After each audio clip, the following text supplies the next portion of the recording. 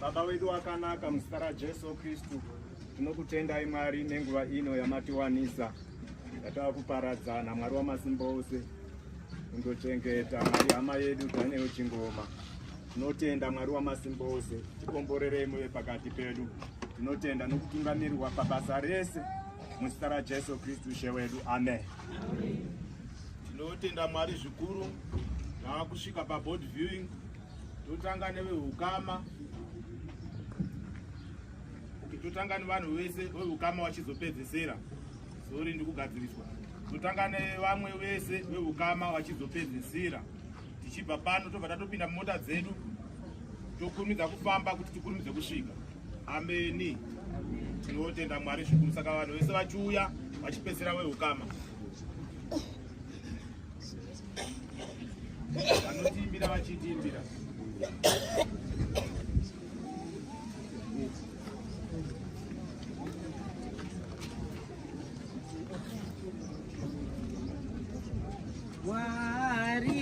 Zvakare kana pano vamwe vafundisi vedzimwe chechi vauye kuno kumberi,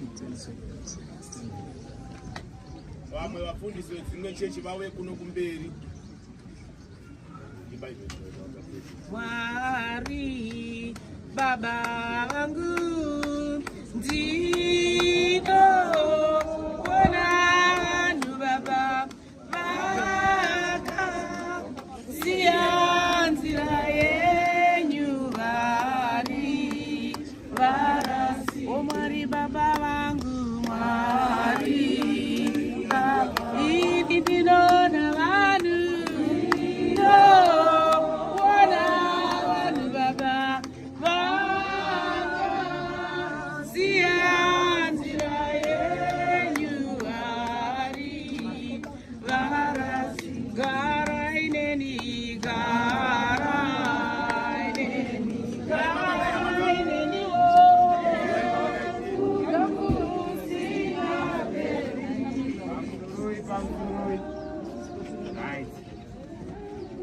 tanga nechaunga rudende rwese, mavakidzani, mashamwari ndo vari kutanga toita board viewing yedu.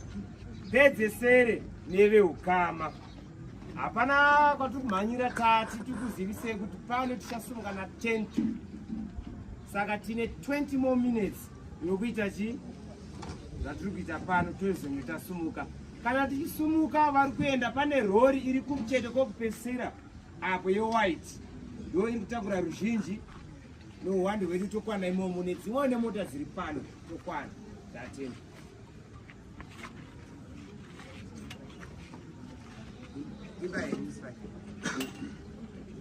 Upenyu wangu neupenyu wakatonga kwazvo,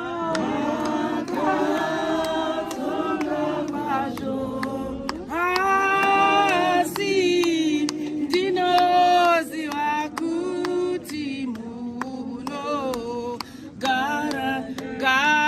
ineni, gara ineniwo nokusingaperi, gara